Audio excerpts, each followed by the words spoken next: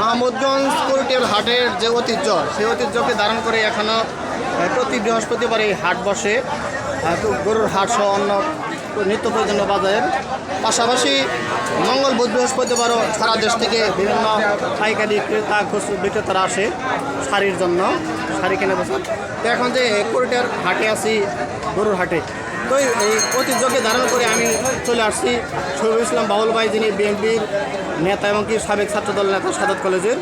আপনার কাছে জানতে চাচ্ছি যে এই সাদত হাট, মাহমুদগঞ্জ হাটের যে বর্তমান প্রেক্ষাপটে এখন গরুর হাটের অবস্থা সহ সার্বিক পরিস্থিতিটা কেমন?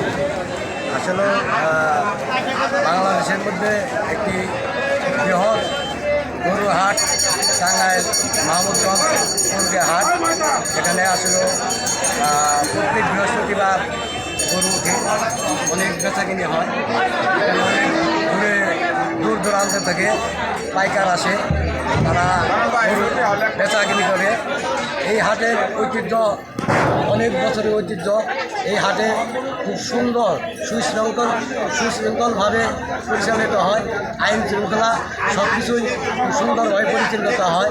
এখানে কমিটি আছে, কমিটির মাধ্যমে পরিচালিত হয়। এখানে কোনো দুর্নীতি হলে সেই দুর্নীতি কমিটির মাধ্যমে দমন করা হয়। ধন্যবাদ। তো আপনার বর্তমান প্রেক্ষাপটে তারেক রহমান সরকার, তো এই সরকার আমলে হাটের সংস্কারের জন্য কি আশা করেন? আসলেও হাটের সংস্কারের জন্য আমরা আশা করতেছি বর্তমান সরকার এই কুরটিয়া হাটকে আরও উন্নতিশীল করবে।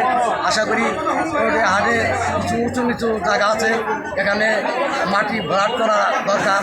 এখানে সরকারিভাবে মাটি ভরাট করলে ওরা হাটটি আরও খুব সুন্দর হবে, এই আশা ভরসা করছে। জি, ধন্যবাদ আপনাকে।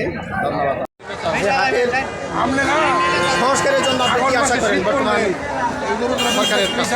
ঐতিহ্যবাহী মামুদগঞ্জের হাট গরুদের হাট এবং এই হাটে অনেক দূর দূরান্ত থেকে ব্যাপারী এবং খুচরা বিক্রি হয়। তো আমাদের এই হাটের সংস্কারের জন্য আমাদের সরকারের কাছে আবেদন যে এই কিছু সংস্কার করা দরকার ও রাস্তাঘাট অবকাঠামো রাস্তার কাটা কাটা হয়ে যায়, যারা দূরান্ত থেকে যারা ব্যাপারীরা আসে বা খুচরা বিক্রি করে তাদের অসুবিধা হয়। আমরা চাই বর্তমান সরকারের কাছে এই হাটটি সংস্কার করে দেওয়া।